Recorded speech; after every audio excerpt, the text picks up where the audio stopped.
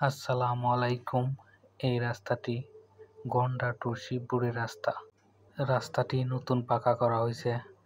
রাস্তাটি দিয়ে মানুষ চলাচল করতে আর অসুবিধা হবে না। আঁকা বাঁকা এই রাস্তাটি খুবই সুন্দর, দেখলে মন জুড়িয়ে আসে। এছাড়াও এই রাস্তা দিয়ে রায়বাজার 18 বাড়ি থেকে গরডোবা বাসাডি বাজারে যাওয়া যায় খুব সহজেই। পরিশেষে সবাইকে অদিতি শাকিল পেজের ঘুরে আসার জন্য আমন্ত্রণ রইল।